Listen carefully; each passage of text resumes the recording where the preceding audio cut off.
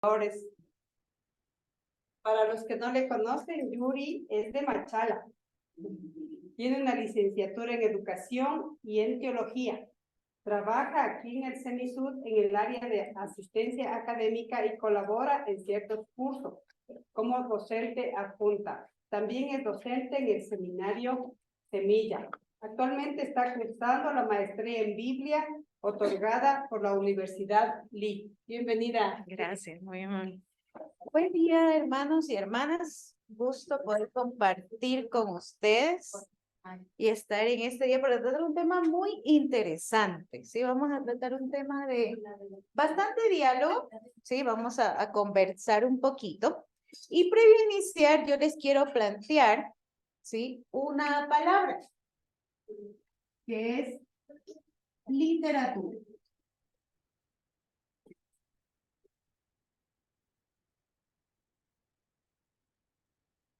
¿Qué ideas o qué referencias usted tiene acerca de esta palabra? Lo primero que se venga a su cabeza, no hay ningún problema. Literatura, ¿qué idea le viene a usted? Libros y lectura, ok, muy bien, vamos a ir anotando. Libros, lectura, ¿qué más? Aprendizaje, perfecto, ¿qué más? La historia de ciertos personajes. Historia y personajes, vamos bien. Poemas. Exacto.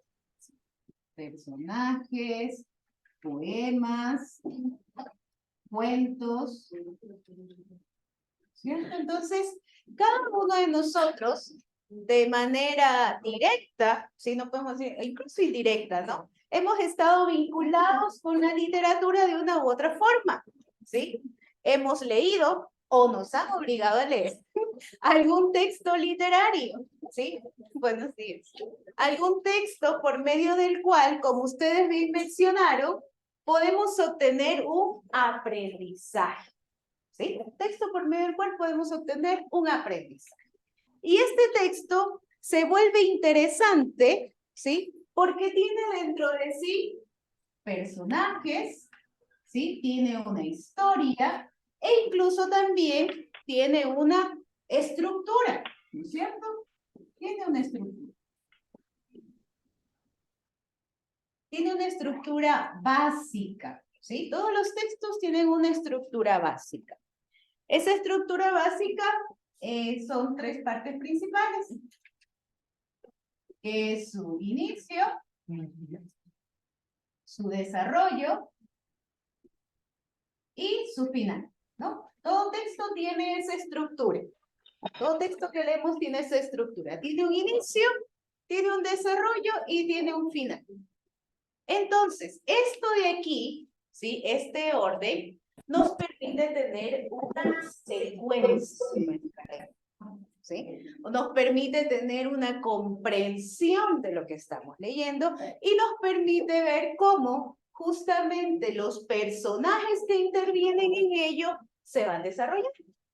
Descubrimos que hay un conflicto, que hay una solución de un conflicto y que dentro de toda esa situación de cosas, ¿sí? Van sucediendo momentos relevantes.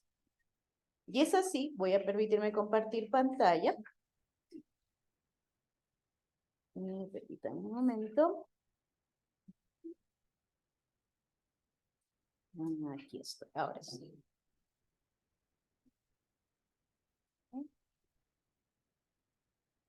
Compartir. Perfecto.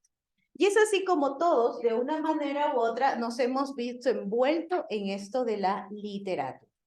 Y entonces aquí me voy a permitir poner este poema tan conocido, quizás, para los que nos tocó aprendernos, Dolores Veintimilla de Galindo, ¿no? ¿A cuántos nos fue una lección en literatura? El que no se sabía ese poema no podía probar literatura, por lo menos a mí me pasó así. Por eso creo que es el poema que mayormente me lo sé. Alguien que me diga, yo sé que ustedes se lo saben, la primera estrofa, la que está aquí, que la lea o que la diga de su memoria. ¿Cómo es ese poema? Llamar al sol de la existencia. se abría apenas soñadora el alma. Perdió mi pobre corazón su calma desde el fatal instante en que la hallé. Sus palabras sonaron en mi oído como música blanca y deliciosa. Subió a mi rostro el viento de la rosa como la hoja en el árbol vacío. Cierto, yo no tenía que saberse ese poema, pero de memoria, de principio a fin, restarlo con los ojos cerrados y hiciera posible con todas las mímicas necesarias, ¿no? Ahora bien, ¿no? Aquí te va a decir, ¿y por qué me trae este poema? ¿No? ¿Qué les transmite esto? Sobre esta estrofa, ¿qué le transmite a usted sobre la estrofa? Amor, Amor, ok, vamos anotando aquí. No hay malas respuestas, no se preocupe. Amor, ¿qué más nos da a entender? Pérdida. ¿Sí? ¿Qué más? nostalgia, Nostalgia. Quejas, obviamente, una queja muy fuerte. ¿Qué más? dolor, Dolor. Okay. Estamos viendo todo esto, ¿sí? Todo esto, obviamente, sí, ¿no? Es evidente, proceso de dolor. Eso, vamos viendo más profundo. Vamos viendo más profundo. es que yo a veces me siento Okay. Luego vamos a tener una sesión de terapia grupal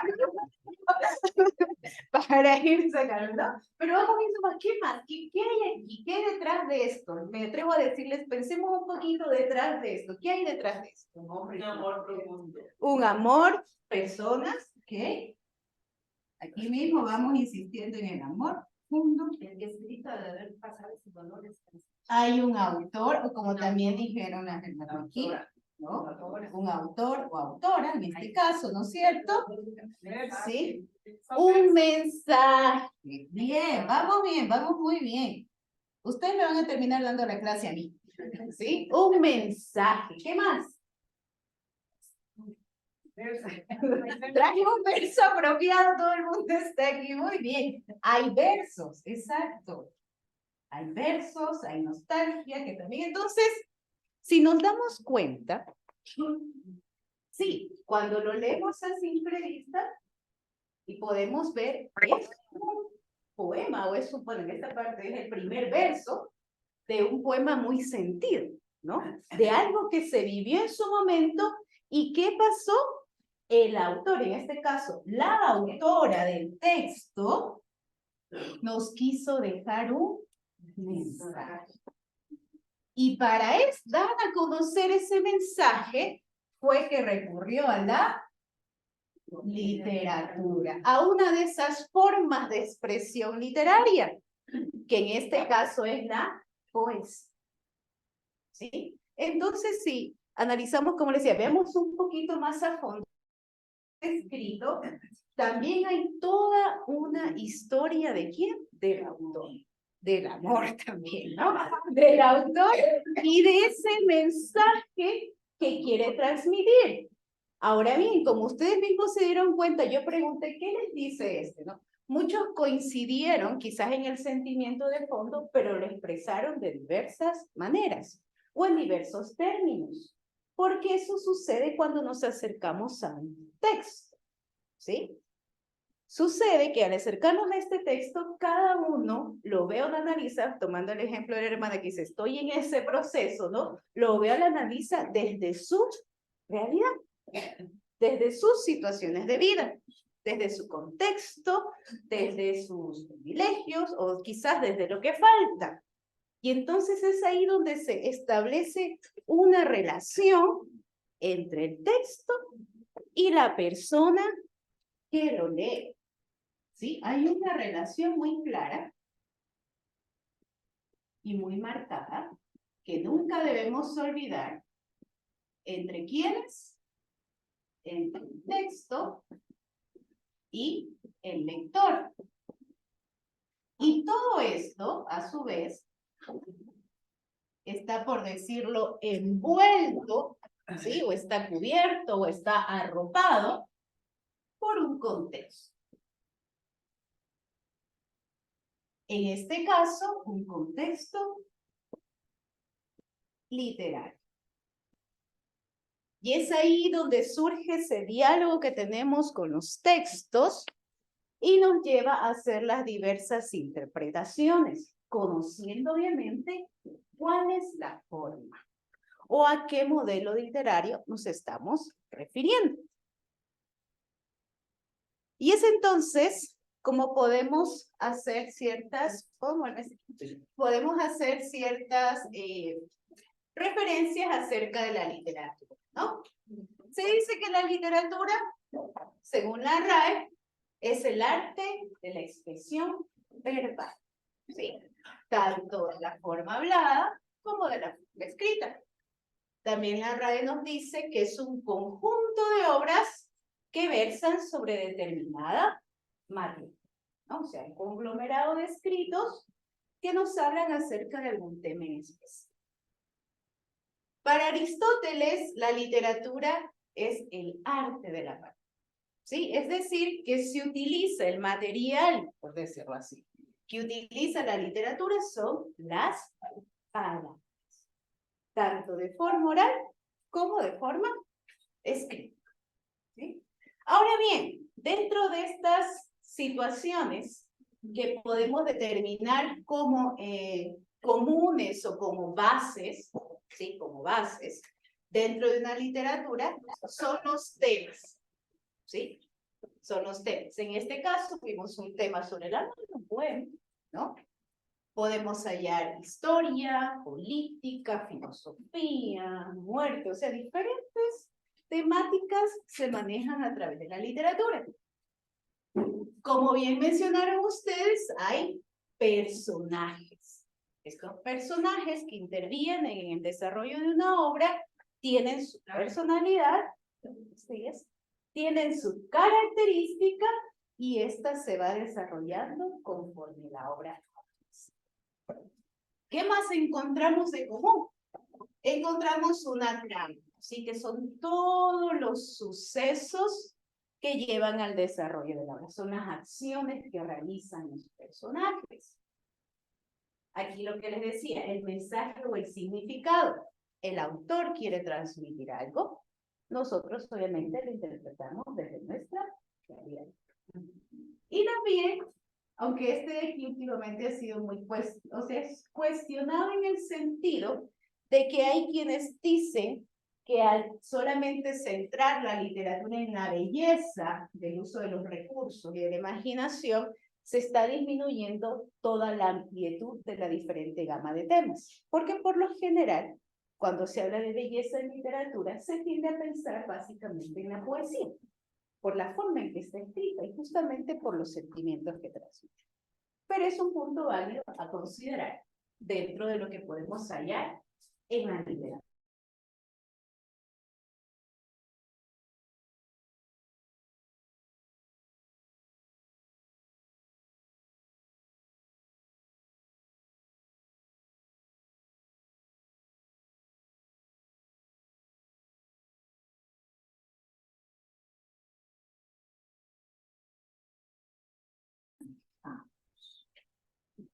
En todo aspecto que me...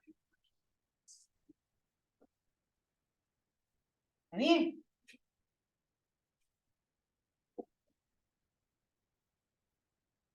¿Y por qué les traje eso? Porque ustedes están en la serie La Biblia y su mensaje. Y mi intención el día de hoy es compartir con ustedes el poder ver la Biblia como literatura. ¿Sí? La Biblia como literatura. Considerando lo que ya hemos mencionado, considerando lo que ustedes han mencionado también, lo que yo he dicho y los diferentes términos. ¿Qué se viene a nuestra mente? ¿O qué podemos decir en cuanto a la Biblia como literatura? Si usted le dice a alguien, se le acerca y le dice, este es un libro. Así, se lo dice así, seco. Este es un libro. ¿Qué idea se viene a usted a su cabeza? Porque hay quienes a veces rechazan eso, ¿no? Es muy confrontativo que alguien diga que este texto, que para nosotros representa mucho más, nos diga, este es un libro. Y yo le digo a usted, la Biblia como literatura. Curiosidad. Curiosidad. Muy bien.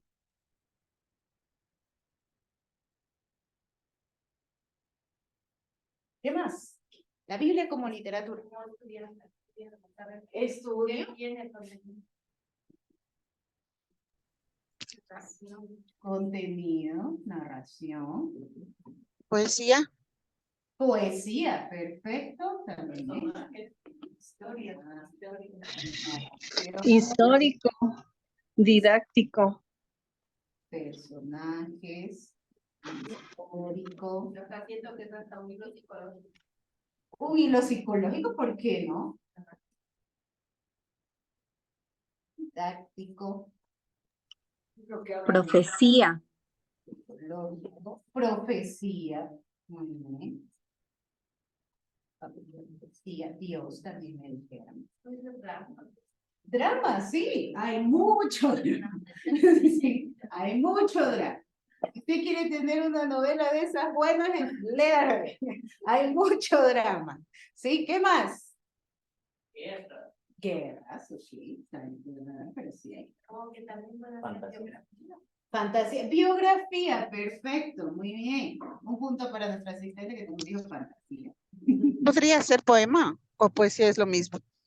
Sí, va adentro, pero sí, son los poemas también. Tienen razón. literatura expresada en cartas, Exacto, tenemos cartas. ¿Qué opinan si yo digo aquí mitos? ¿Sí? ¿Qué es un mito? ¿Quién me dice que es un mito? A ver. Habla sobre el origen del Ok, muy bien. Vamos a darle una estrellita. Muy bien, me parece perfecto. ¿Por qué sí? ¿Por qué quizás hice referencia en esto? Porque a veces también cuando nos hacen mención de estas dos palabras, también lo tomamos de una manera errada. ¿Sí? Porque como bien Podría ser relatos. Carelis, relatos, claro que sí. Relatos. Como dijo Carelis, estos fundamentos, Darelis, ¿sí? Estos fundamentan la concepción de esto. Nunca veamos como algo errado que alguien nos diga, es que hay mitos. Es bien vencido, ¿cierto? Hay escrituras que fundamentan justamente ¿qué? Darelis. El origen del mundo del universo desde la perspectiva de ese pueblo o desde la perspectiva de ese escritor que quiso plasmar su experiencia, su forma de ver esta redacción de la creación del universo, como encontramos en el Génesis, de la creación de lo que nosotros. ¿Sí? Entonces, cuando pensamos en la Biblia como literatura, ¿sí? Es justamente esto. Vamos a encontrar dramas, vamos a encontrar guerras, biografías, claro que sí las vamos a encontrar. Tenemos cartas, fantasías, mitos, relatos. Nos da curiosidad, ¿no? Nos da curiosidad. No, obviamente esta curiosidad nos lleva a que queramos estudiar, a que queramos saber su contenido, a saber que hay una narración. Hay poesía muy bonita dentro de la Biblia. Obviamente todo esto trae consigo personajes, trae consigo historia, muy bien por la palabra didáctico, porque trata de enseñar, psicológico también porque nos permite analizar los comportamientos de ciertos personajes, ¿no? E identificarnos con ellos. Profecía también, obviamente, porque conocemos que los textos, hay los profetas también que se dedicaban a la denuncia, ¿no? Básicamente era lo que hacían. Y obviamente todo esto alrededor de la figura, de la percepción que tenía cada una de estas autores acerca de Dios, ¿no? También tradiciones que nos decía Josué. Entonces, hay riqueza literaria en el texto bíblico. ¿Sí? Y la intención de esa riqueza literaria es que nosotros podamos encontrar diversas formas de expresiones. Ahora bien, hay secciones que sí son exclusivamente, por decirlo así, poéticas, como también vamos a encontrar otras donde va a haber como una mezcla. ¿Sí? Vamos a encontrar narración, poesía, biografías, ¿no? Entonces, vamos a encontrar una mezcla de situaciones. Y la intención es entonces, ahora bien, si yo me acerco al texto y no identifico qué es una poesía. Vamos a suponer. No identifico qué es una literatura apocalíptica, un género literario apocalíptico. No identifico qué es una narración. ¿Qué puede ocurrir?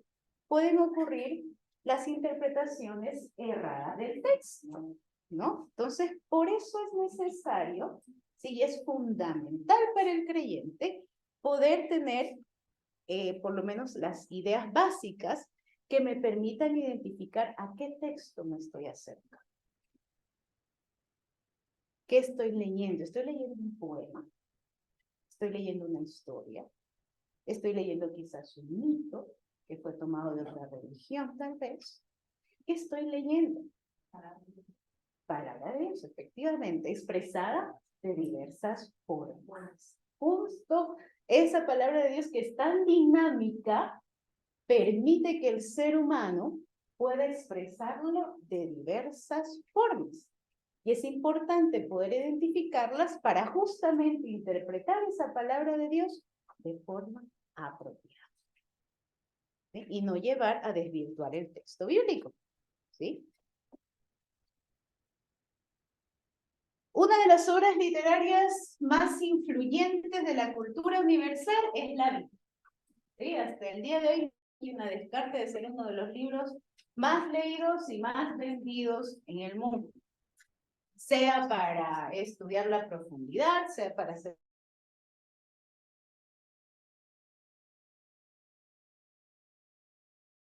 vendido y de gran influencia, ¿no? Y es justamente ese aspecto, el literario, al que muy pocas veces le ponemos atención.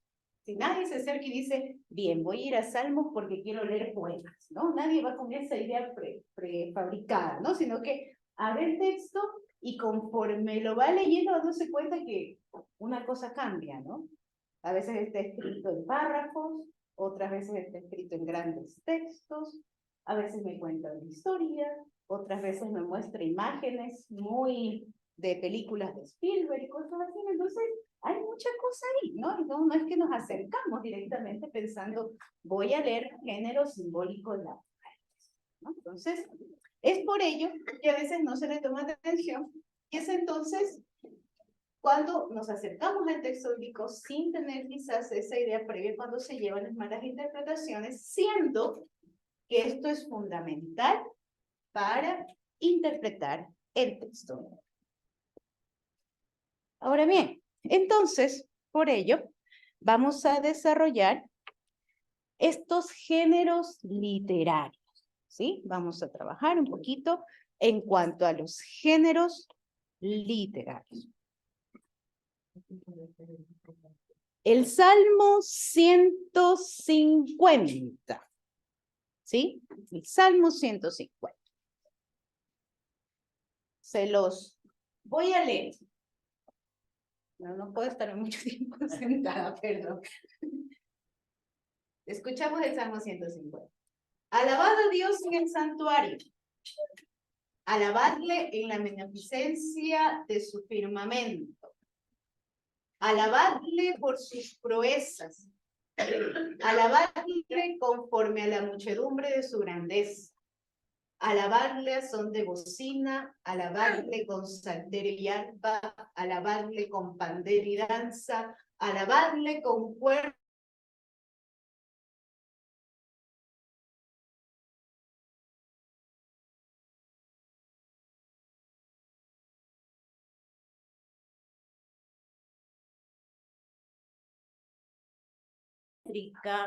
sin conocer de la intención de la poesía.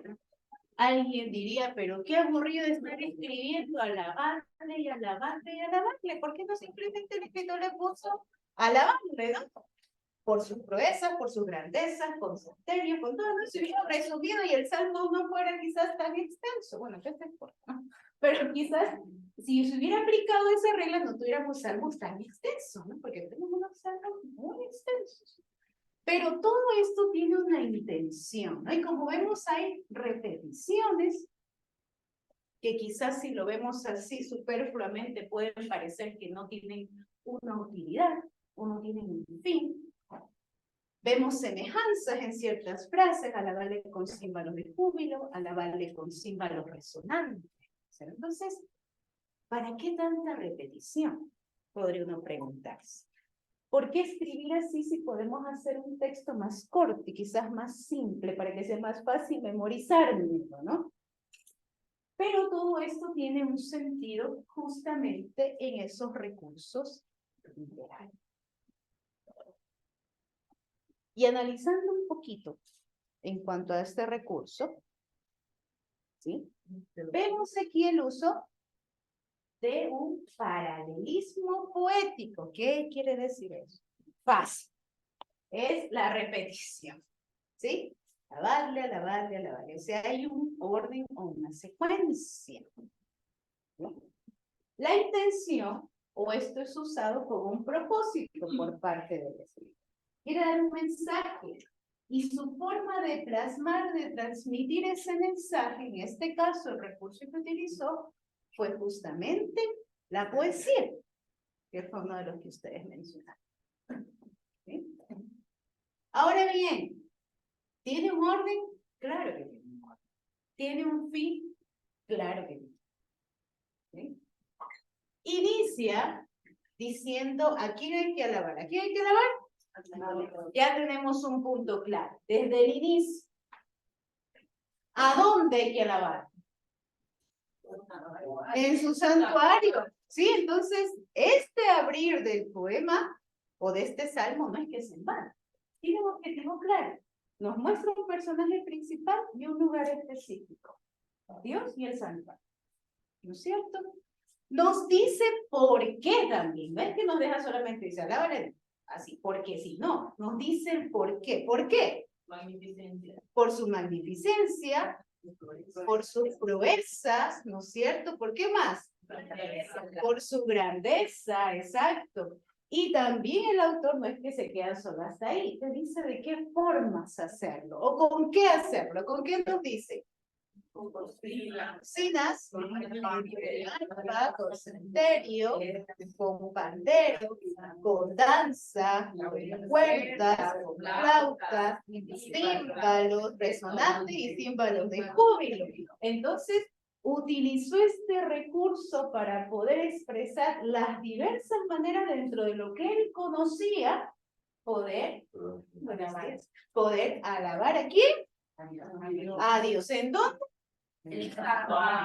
¿Esta repetición fue en vano si lo vemos de forma profunda? Tiene un objetivo claro y específico. Y es ahí la riqueza de utilizar los recursos literarios. ¿Sí? Y es entonces, y obviamente no se queda y le da un cierre magnífico a esto, ¿no? ¿Y quiénes deben alabar? Todo lo que. Entonces, imagínense, utilizando este recurso de métrica, ¿no? De poner cierta cantidad de palabras, de poner una repetición, le permite al autor dar un mensaje claro y preciso. ¿Sí? Le permite al autor dar un mensaje claro y preciso. Vamos a ver otro ejemplo. ¿Están bien? ¿Necesitan? ¿Voy a buen ritmo? Si voy muy rápido, usted avisa. Porque a veces se me va el hilo y corro. ¿Sí? Entonces, tenemos Apocalipsis. Ay, el Apocalipsis. Pobre libro tan maltratado. Porque sí, es verdad, lo maltratamos mucho. ¿Por qué? Porque justamente no siempre contamos con la herramienta del conocimiento literario, de justamente de ese género que maneja el Apocalipsis, que aunque nos da mucho miedo, es uno de los textos más esperanzadores de la Biblia, cuando usted conoce lo que hay de su género. ¿Sí? Apocalipsis 5:6.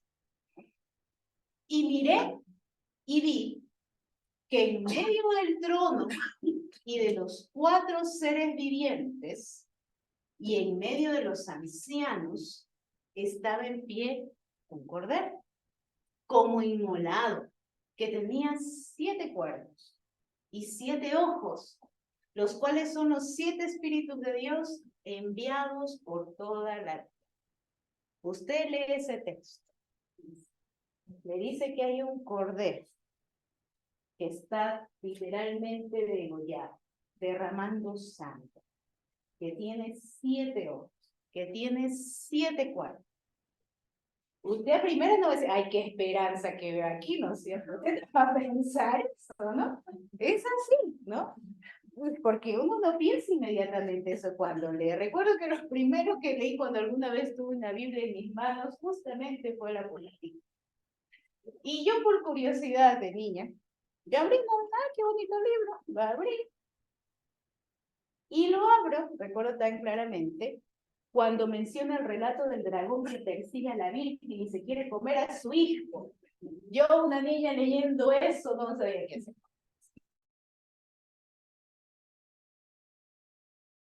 Y si lo vemos así a simple vista, puede haber mucha situación que nos confronte, que nos pueda parecer muy compleja, ¿no? O tal vez una escena de una película muy fantástica, ¿no es cierto? Pero en realidad, y hay un recurso literario. Aquí hay un género específico de literatura que nos es importante conocer para poder interpretarlo de manera. ¿Sí? Como puse aquí, si hacemos una interpretación literal, no tenemos una imagen real. Un lector común, alguien que se acerque así puede decir, quizás hay algo que interpretar aquí, pero no se siente seguro. Y entonces, ¿cómo interpretamos este tipo de cosas? Y principalmente el género apocalíptico, que es muy controvertido, si cabe la palabra.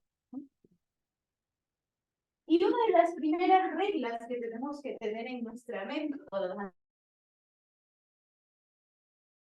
es que este es una escritura simbólica. Todo especificación, por decirlo de alguna manera, tiene detrás de sí un significado. Algo que para el contexto de ese tiempo tenía un sentido claro. Y obviamente, si vamos a ese tiempo de nosotros, por eso nos resulta tan desconocido. Por ello es importante conocer su caso. Entonces es importante realizar, en el caso del género apocalíptico, por la mucha simbología que tiene, realizar un análisis literario del texto. Nos llama a ser responsables realizando un análisis literario del texto. Y quizás solo tomando como referencia dos de las cosas que menciona, el Cordero, ese Mesías, ese Salvador tan esperado. Y el 7 que menciona con tanto énfasis, porque dice 7 cuernos y 7 ojos. Eso representa la completud, la totalidad, la perfección expresándose. Entonces, si lo vemos desde esa perspectiva, ya nos cambia. Nos está hablando aquí de un Mesías que se está haciendo presente y que representa justamente esa totalidad, ese todo esperanzador que buscaban los pueblos en ese tiempo, el pueblo oprimido en ese tiempo, y que también lo estamos buscando nosotros en estos tiempos, ¿no? Porque estamos en un tiempo diferente, pero se siguen viviendo presiones como las del contexto. Entonces, el conocer el trasfondo literario me permite interpretar de una forma diferente el texto. Solo con pequeños detalles puedo darme cuenta de la gran diferencia que puede tener la interpretación del texto. Entonces,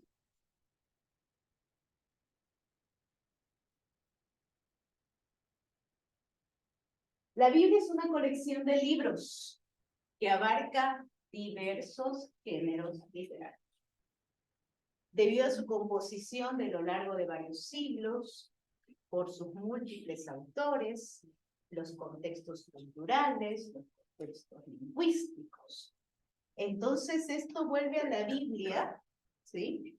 Un texto rico, diverso y profundo, ¿sí? Un texto rico, diverso y profundo.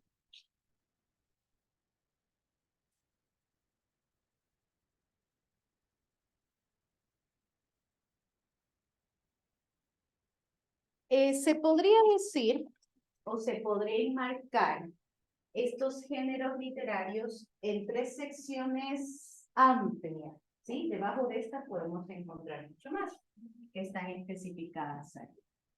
La narrativa,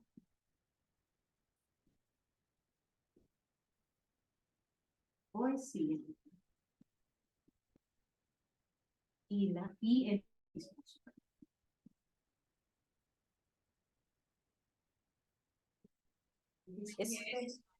Sí, discurso. ¿Quién me habló? Perdón, se me fue la... Discurso. Discurso. Es narrativa, poesía y discurso. Son como los tres grandes grupos, ¿no? Dentro de esto, pues también encontramos subdivisiones, que es lo que vamos a ir viendo poco a poco. ¿Sí?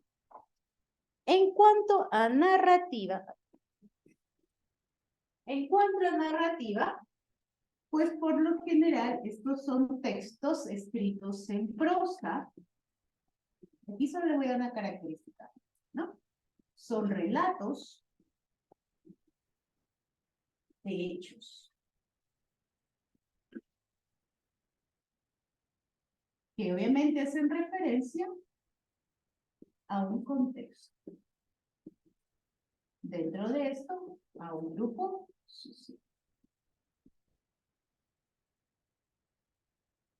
¿Sí? Narrativa. En cualquiera de sus diferentes formas, es mayormente en prosa, esto es algo general, mayormente en prosa, nos relata un hecho acerca de un contexto específico y de un grupo social también de ese momento. En cuanto a la poesía, pues obviamente esta es una forma, aquí que es cuando hay este debate de la belleza, ¿no? Pero se dice que es una forma más estética, aunque que un texto esté escrito en prosa no quiere decir que no sea estético, debe tener también su regla de redacción, pero se le suele situar de esta forma, ¿no? Estética, que usa la métrica, ¿sí? Para expresar, ¿sí? Sentimientos, emociones, entre. Y el discurso, justamente ahorita estamos llenos de discursos por elecciones, ¿no? ¿Y qué tratan los discursos de hacer? Unos de convencernos y otros de desconvencernos, ¿no? Porque estamos en una situación compleja, ¿no? Pero lo que trata de hacer un discurso es de persuadirnos, ¿no? Persuadirnos para inclinarnos hacia algún punto. Hacia un pensamiento. Vamos a ver.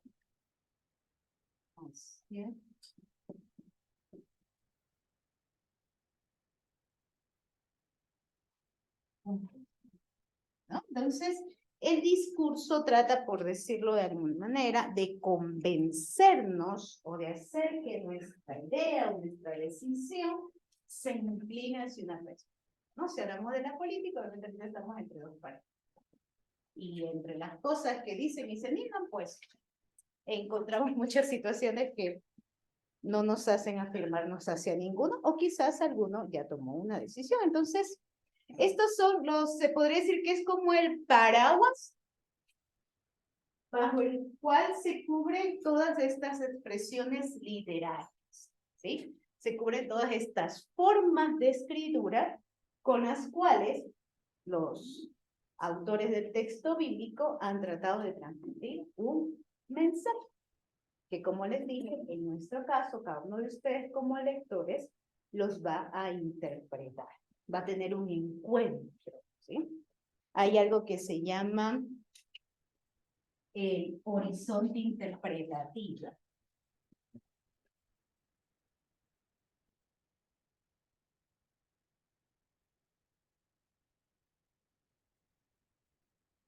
No estoy equivocada, quien propone el horizonte interpretativo es Gadamer.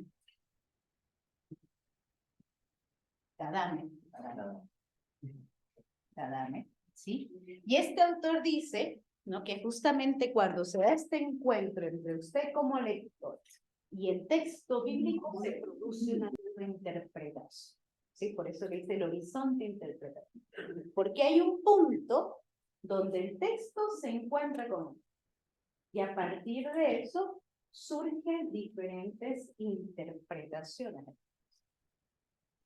Y obviamente, como les dije, para que esas interpretaciones tengan un sentido claro y no se desvirtúe el mensaje central del texto bíblico, como vimos, va alrededor de todo lo que es la presencia y acción de Dios en su dinamismo en la historia humana, pues entonces hay que conocer los géneros literarios. ¿Sí? Hasta aquí, ¿voy bien? Mucha información, ya no se comprendió lo que quería decir. ¿Alguien está en crisis existencial? ¿No? ¿Vamos bien? Muy bien. Si usted avíseme que luego hacemos sesión de terapia si así lo necesita. Muy bien, entonces, ahora sí. Vamos a entrar a detalle a ciertas de estos géneros literarios. ¿Sí? Si usted tiene alguna inquietud, alguna pregunta, algo que comentar también, puede hacerlo con libertad. Sí, querida, por favor, que me... No le entendí bien esa parte donde dice horizonte interpretativo. Ah, ok. Sí. Sí, sí, el horizonte interpretativo. Vamos a ampliarnos un poquito. ¿Puedo ya borrar? Oh.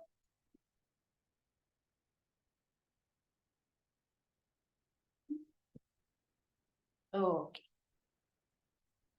Tenemos un autor que es uno muy mal, que es un filósofo. ¿Sí? Gadamer, pero él propuso. ¿Qué propuso Gadamer dentro de sus estudios? Gadamer dice que hay un horizonte interpretativo.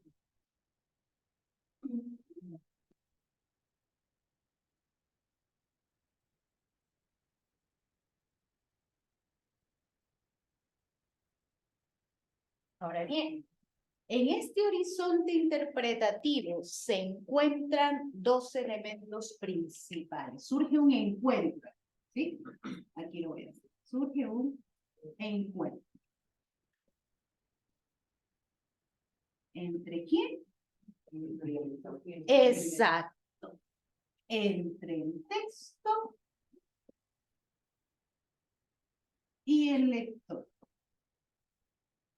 ¿Pero qué nos dice Gadamer? Nos dice, gracias, nos dice que este texto, como sabemos, cada texto viene escrito de un autor, ¿no es cierto? Este autor, cuando escribió su texto, tenía un mensaje específico que transmitir.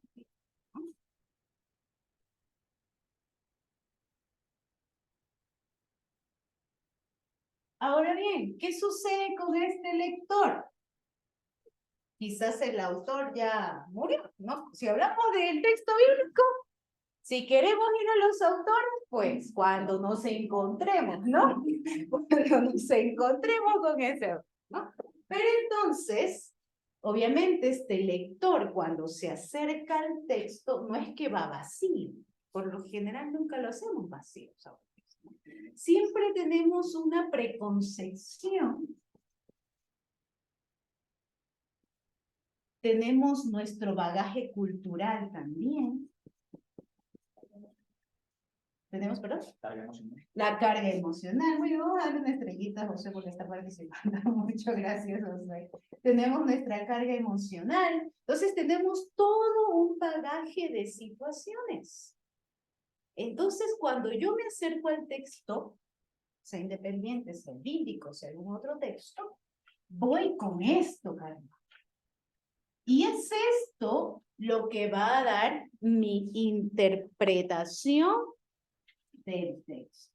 Justamente este encuentro va a permitir una interpretación desde mi perspectiva del texto.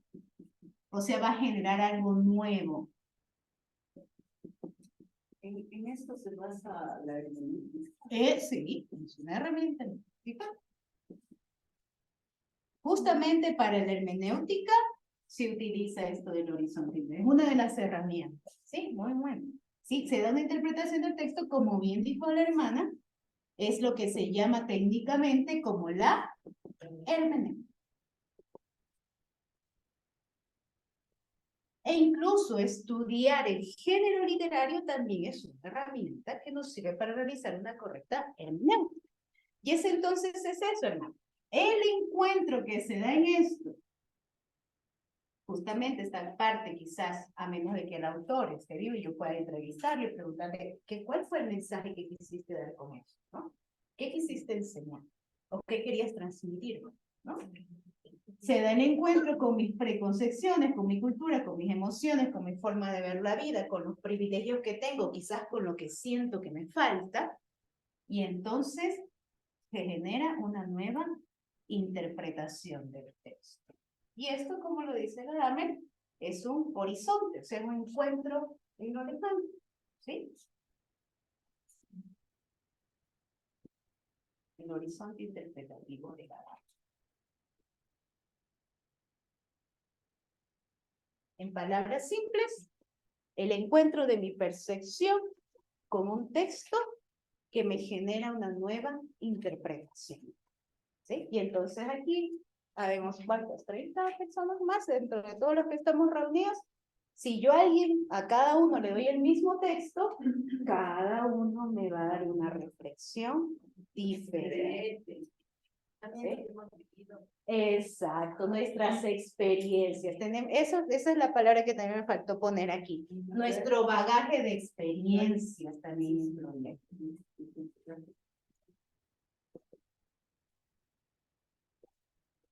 ¿Sí? Eso influye. Entonces, todo ese conocimiento que yo tengo en cuanto a estos géneros literarios, todo ese conocimiento que yo tenga o experiencias de vida, ¿no? Va a permitir que pueda hacer una interpretación del texto.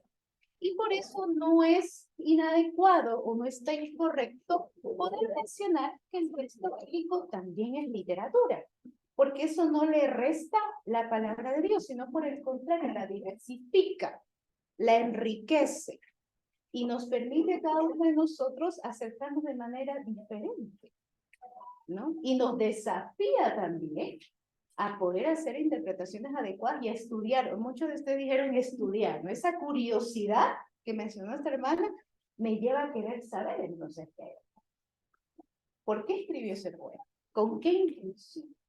¿O por qué le dijo a esa iglesia que debía tener un mejor comportamiento?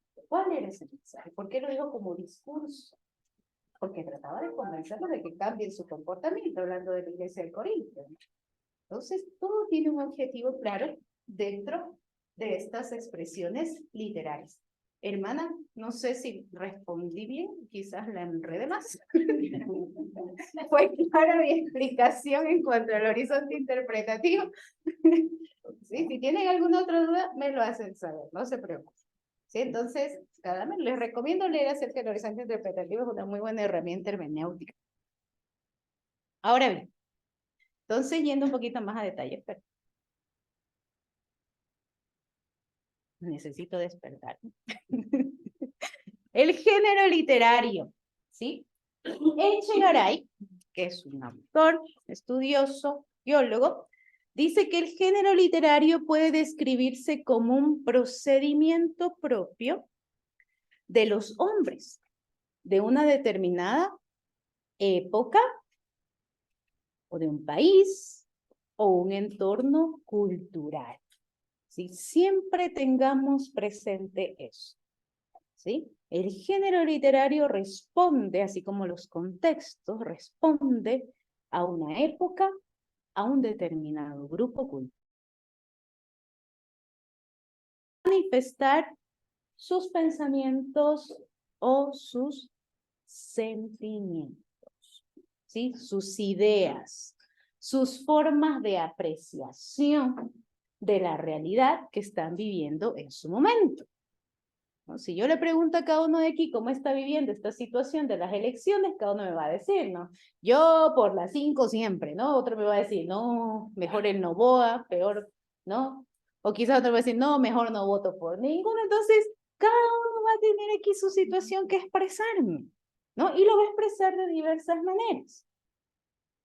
Vemos a veces unos escritos muy extensos en Facebook y las redes sociales, no justamente por toda esta coyuntura social. Entonces, son exactamente el uso para expresar una idea, un sentimiento, un pensamiento referente a un tema. Ahora bien, dentro de las ciertas características o cosas en común que podemos encontrar en el género literario, se dice que hay 4 que siempre se deben considerar y que son básicas y que tienen relación mucho con lo que hablamos desde el inicio. Esto lo propone, recuerdo el nombre y se lo menciono. Entonces, se dice que hay 4 características principales. El tema, la estructura, procedimientos y un factor externo que vamos a identificar en el ejemplo. Un tema peculiar, ¿sí? Es decir, un tema que rige la redacción del texto. O sea, va a haber algo en particular que yo pueda identificar de lo que trata el texto. ¿Sí? Como por ejemplo, el primer ejemplo que les puse, ¿no? El del poema Quejas. Inmediatamente todos identificaron que hablaba de dolor, de tristeza, de duelo, de nostalgia. Entonces, si hablamos del texto bíblico, hay temas específicos sobre el reino de Dios, ¿sí? Sobre la forma de llevar la Santa Cena del Señor, sobre la oración. Entonces encontramos diferentes temáticas. Hay una estructura interna, narraciones cortas, discursos extensos, biografías, ¿sí? Encontramos poesía, entonces tiene su estructura. Hay procedimientos frecuentes, se usan imágenes, se usan comparaciones, se usan repeticiones, ¿sí? Dentro del texto. Y hay el factor externo, que es el contexto social. No podemos olvidar el contexto social dentro del cual se redacta el texto que leemos. Entonces va a tener 4 particularidades, ¿sí? El género literario va a tener 4 particularidades.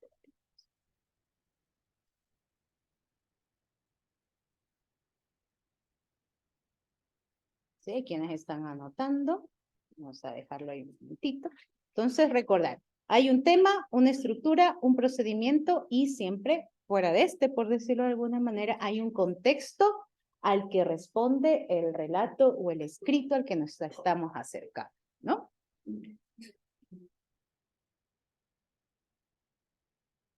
Ahora bien, vamos a entrar en la temática. Dentro de todo esto, como les dije, había el paraguas. Encontramos la narrativa, la poesía, ¿sí? Y entonces tenemos el discurso, gracias, y el discurso, y tenemos la narrativa histórica, ¿sí? Algunos libros de referencia, ¿sí? Recuerden lo que les dije hace un momento. A veces vamos a encontrar mezclas de los géneros literarios dentro del texto. Vamos a encontrar en un momento que está narrando una historia y de repente pues, encontramos una porción de poesía. ¿Sí? Porque eso también permite diversificar la escritura. Entonces, algunos textos en los que suele ser más representativo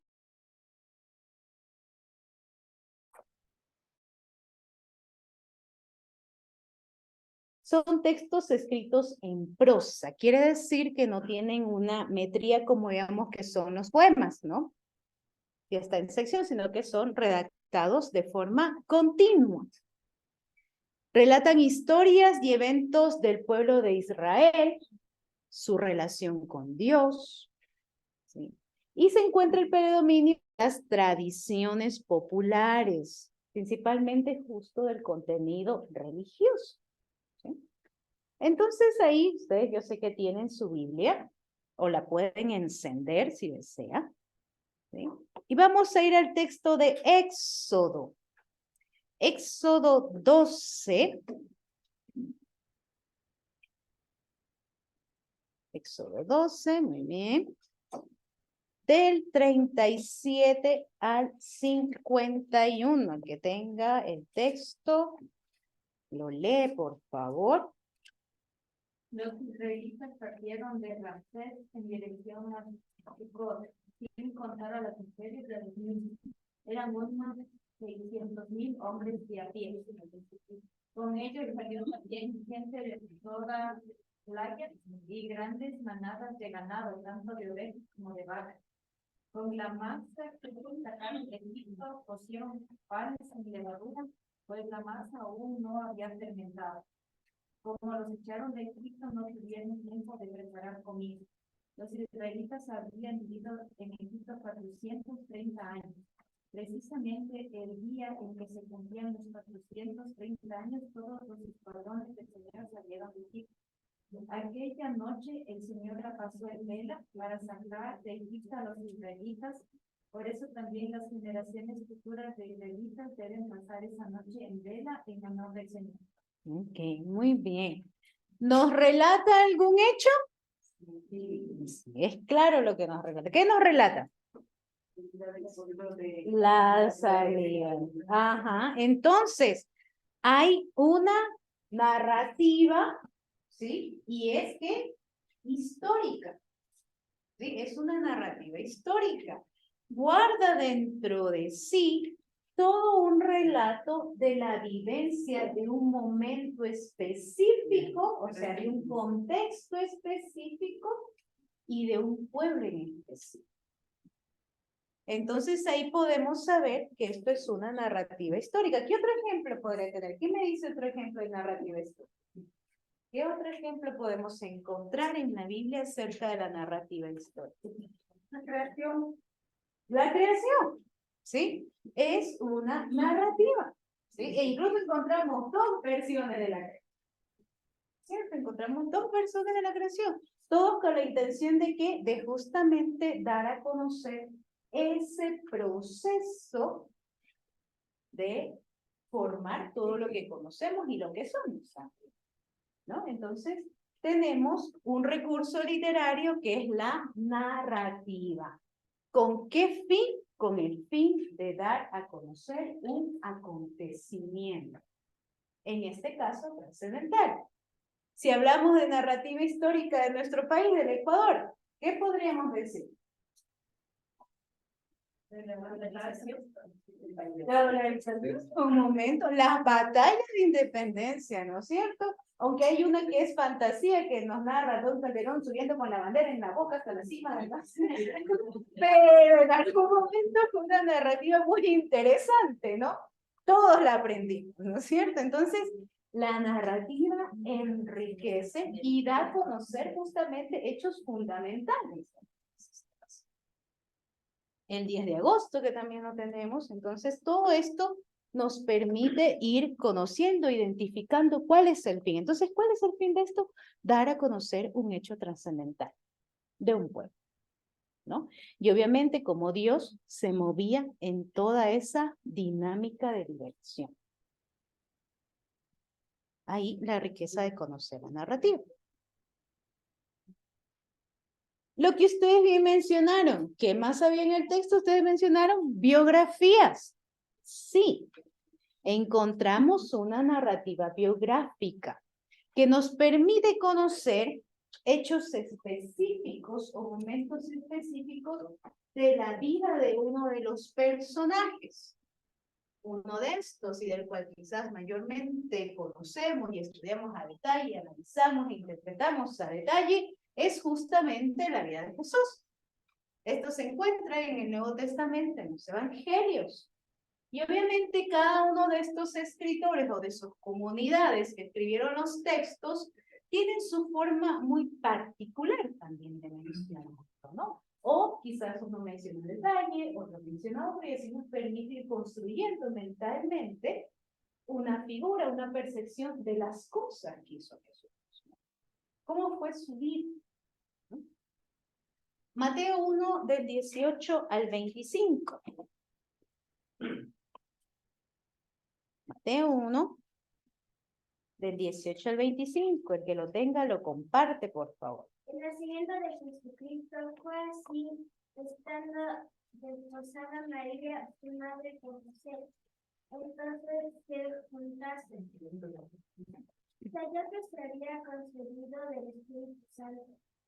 José, su marido, que era, como era justo, y no quería infamarla, quiso dejarla secretamente.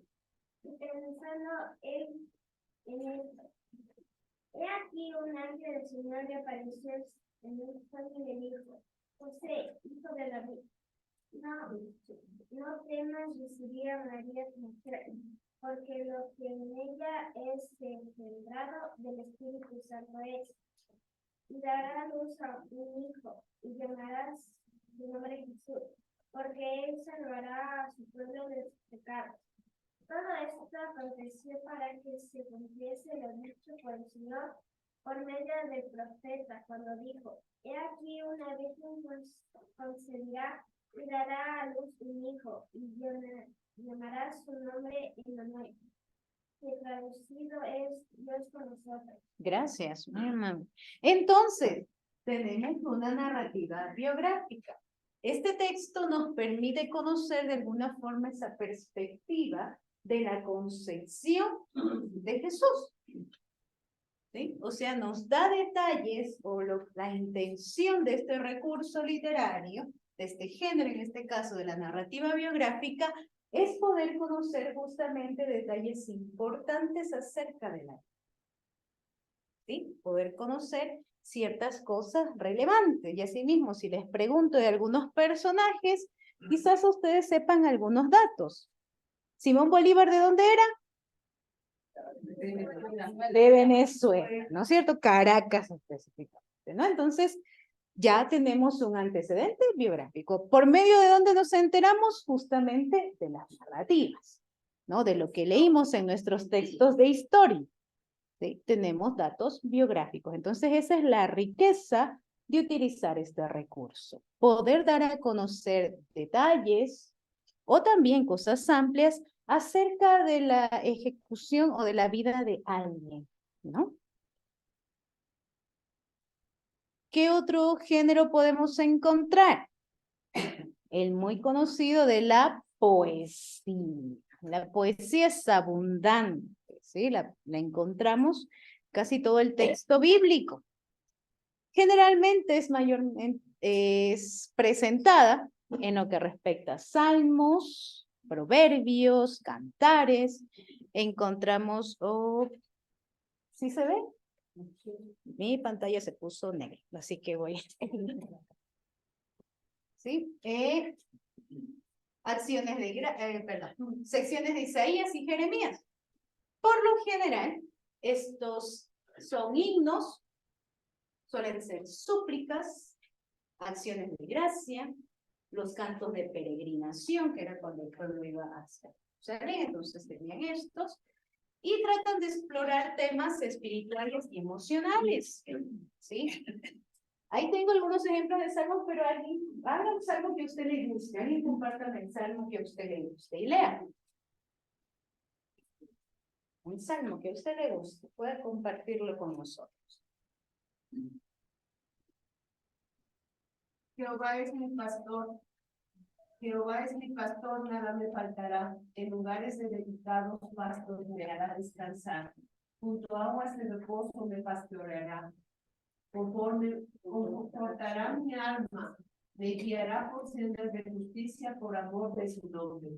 Aunque ande en valle de sombra y muerte, no temeré mal alguno, porque tú estarás conmigo. Tu vara y tu callado me infundirán aliento.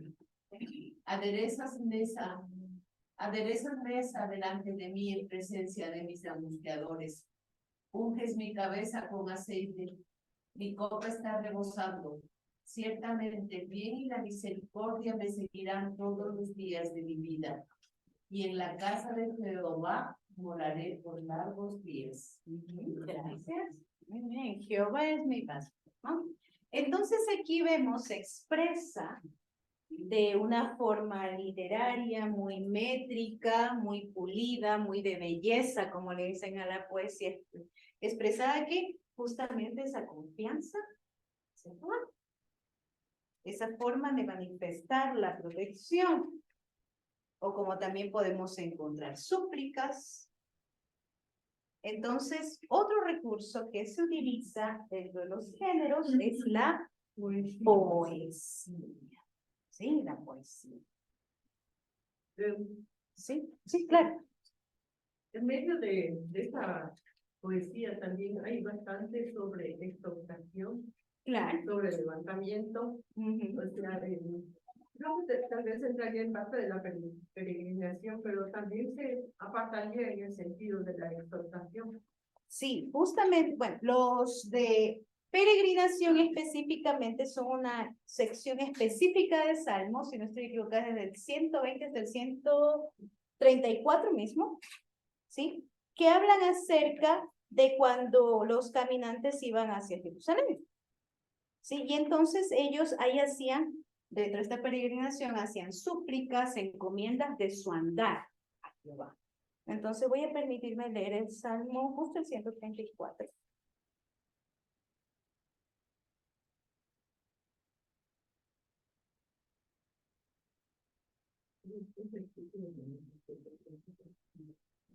Este es un cántico justamente aquí, bueno, aquí la traducción, esta Biblia es TLA, lo tiene como titulado como Cántico para las Peregrinaciones, el 134.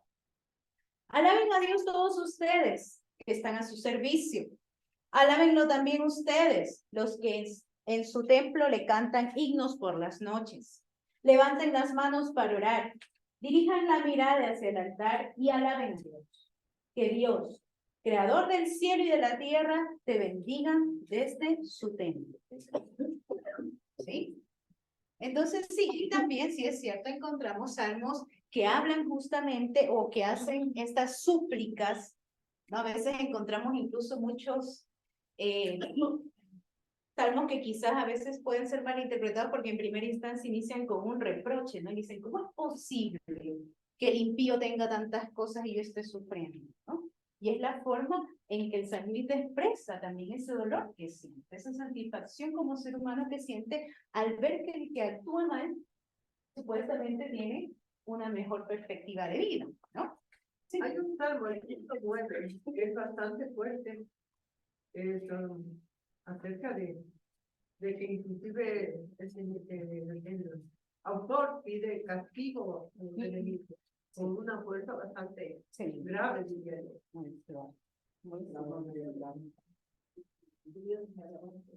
Vamos a leer los primeros 5. Oh Dios de mi alabanza, no calles, porque boca del impío y boca del engañador se han abierto contra mí. Han hablado de mí con lengua mentirosa, con palabras de odio me han rodeado y pelearon contra mí sin causa. En pago de mi amor me han sido adversarios, mas yo oraba. Me devuelven mal por bien y odio por amor. Entonces aquí justamente lo que mencionaba es como primero un desahogo total. Vemos una expresión de un desahogo total y también, si aquí nos damos cuenta justamente en el punto que dice la hermana, que es muy confrontativo, cómo nosotros, llevados también por nuestra ira, nuestro enojo, ¿no? Podemos llegar a desear ese tipo de cosas, ¿no? Obviamente aquí interviene esa misericordia y justicia de Dios, ¿no? O sea, se expresa dentro de esto. Pero son formas, también si lo vemos, este recurso también nos permite ver hasta qué punto puede llegar también el sentimiento humano, ¿no? En contra de alguien. Y lo podemos identificar a través del salmo, ¿no? Que a veces decimos, no, la Biblia solamente textos buenos, agradables, no, también te muestra ese sentimiento humano limitante que te puede hacer sentir enojo, frustración y de cómo se lo expresa a Dios. Y quizás si no lo llevamos a una situación poética, pero cada uno de nosotros hablamos esas veces en que le hemos echado la culpa a Dios de las cosas que nos suceden, también hemos reclamado con palabras muy, ¿no? O hemos deseado algo hacia alguien cuando nos hemos sentido ofendidos, ¿no? Entonces, es un recurso literario también para esta expresión de los sentimientos humanos, ¿no? De cómo se refieren a Dios. Entonces, la poesía es muy rica en su contenido y nos hace conocer justamente todo este tipo de situaciones, como aquí dice, temas espirituales, cuando pedía protección, pedía cuidado, ¿no es cierto? Dice, alábenle todos, como también los emocionales, ¿no? todo ese tipo de situaciones que sentimos, que podemos llegar a sentir también en su momento. ¿Qué otro recurso encontramos? La profecía, que fue algo que mencionaron también ustedes, ¿sí? Este es un género muy particular, ¿sí? Muy particular y que por lo general, una de las claves para identificarlo, obviamente que está en los libros proféticos, ¿no? Ya, si está un libro profético, ya sabemos que es profecía. Pero también, ¿cómo la identificamos? Porque quien da la profecía, o sea, el profeta, el que transmite el mensaje, lo hace en un sentido de denuncia. ¿Sí? Eso siempre téngalo presente. Usted lee un personaje que por lo general utiliza esto para iniciar. Así ha hablado Yahvé. O así dice el Señor, ¿no? Usted inmediatamente lo puede asociar con un profeta o con un texto profético. ¿Sí? Entonces, podemos encontrar, en este también es interesante porque dice que utiliza también la narrativa histórica, está involucrada en la narrativa histórica en todo esto, ¿no? Tenemos textos como Jeremías, Isaías, Ezequiel, alguien que por favor vaya buscando Jeremías 44, 24 al 30, ¿sí? Una de las cosas que se procura o que se procuraba acerca de la utilización de la profecía era obviamente defender esa alianza, ¿no? Entonces, había una alianza entre Dios y su pueblo. Pero el pueblo justamente a veces se llevaba por sus emociones, por sus percepciones de ver las cosas y hacía todo lo incorrecto o inapropiado delante de Jehová. Y ahí es cuando aparece el profeta y les decía, presta atención a lo que estás haciendo. Tu acto inapropiado puede tener consecuencias. Entonces aparece el profeta que lo hace a través de visiones, metáforas, un lenguaje apocalíptico y daban a conocer ese mensaje o esa advertencia, exhortación también de Dios al pueblo. ¿Qué nos dice Jeremías? ¿Alguien ya lo tiene ahí? Por favor. Y dijo Jeremías a todo el pueblo y a todas las mujeres: oíd palabra de Jehová, todos los de Judá que estáis en tierra de Egipto. Así ha hablado Jehová de los ejércitos, Dios de Israel, diciendo: vosotros y vuestras mujeres hablasteis con vuestras bocas, y con vuestras manos lo ejecutasteis, diciendo: cumpliremos futuramente nuestros votos que hicimos de ofrecer incienso a la reina del cielo y derramar de libaciones. Confirmáis a la verdad vuestros votos y ponéis vuestros votos por obra. Por tanto, oíd palabra de Jehová. Todo Judá que habitáis en tierra de Egipto, he aquí estirado por mi grande nombre, dice Jehová, que mi nombre no será invocado más en toda la tierra de Egipto por boca de ningún hombre de Judá, diciendo: vive Jehová el Señor. He aquí que yo velo sobre ellos para mal, y no para bien, y todos los hombres de Judá que están en tierra de Egipto serán consumidos a espada y de hambre, hasta que perezcan de todo. Y los que escapen de la espada volverán de la tierra de Egipto a la tierra de Judá, pocos hombres. Sabrá pues todo el resto de Judá que ha entrado en Egipto a morar allí la palabra de quien ha de permanecer, si la mía o la suya. Y eso tendréis por señal, dice Jehová, de que en este lugar os castigo, para que sepáis que de cierto permanecerán mis palabras para mal sobre vosotros. Así ha dicho Jehová: he aquí que yo entrego a Faraón, Ofra, rey de Egipto, en manos de sus enemigos y en mano de los que buscan su vida, así como entregué a Sedequías, rey de Judá, en manos de Nabucodonosor, rey de Babilonia, su enemigo que buscaba su vida. Okay, muy bien. Entonces, en este texto dice, así ha dicho Jehová, ¿cierto? Y se daba a partir toda la advertencia y las consecuencias que tendría esto, ¿no? Entonces, es una profecía. O cuando está lloviendo y nuestra mamá dice, ponte abrigo porque parece que va a llover. Y no, si está un solazo, mamá, ¿cómo? Y se cumple una profecía, ¿no? Ha pasado, ¿no? Que cuando acuerdan como pollos mojados por la calle, ya que comienza a hacer. ¿no? Y de remate llegamos a la casa y nos rectan por no haber obedecido. Entonces, haciendo quizás aquí algo de paralelo, así resultaba la profecía. Y era una forma, sí, y es un recurso literario que se usaba para transmitir justamente ese mensaje de parte de Dios. De recordarle al pueblo y decirle, hay una alianza. Es cierto, yo hice un pacto contigo, pero no estás cumpliendo con mi pacto. Y entonces se emitía todo lo que empezaba por lo general. Así ha dicho Jehová, ¿no? Entonces el pueblo conocía ya las advertencias y le correspondía a ellos pues enmendar sus actos.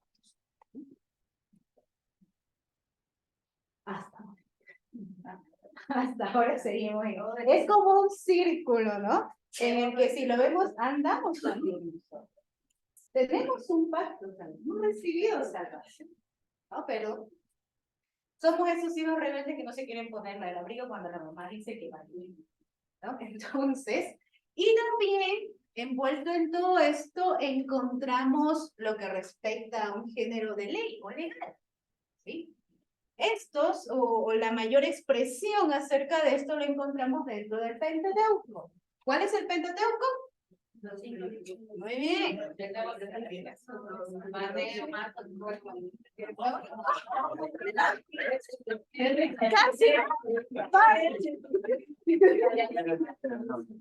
Del antiguo, los 5 del antiguo. Génesis. Muy bien, muy bien. Okay. Levítico, Números y el Pentateuco, ¿sí? Nosotros son los evangelios. Sí, pero bueno. Sí, esos son 4. Entonces, casi me da un microinfarto.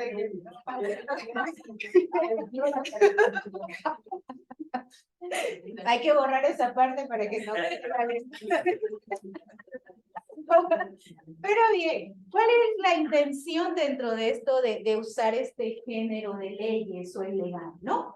Entonces, de hacer regulaciones, tanto en las prácticas culticas como en las civiles, o sea, que el pueblo tuviera un orden por el cual regirse, ¿sí? En cuanto a su convivencia comunitaria, como en el cuanto al compartir la liturgia, los momentos en el templo de oración y demás.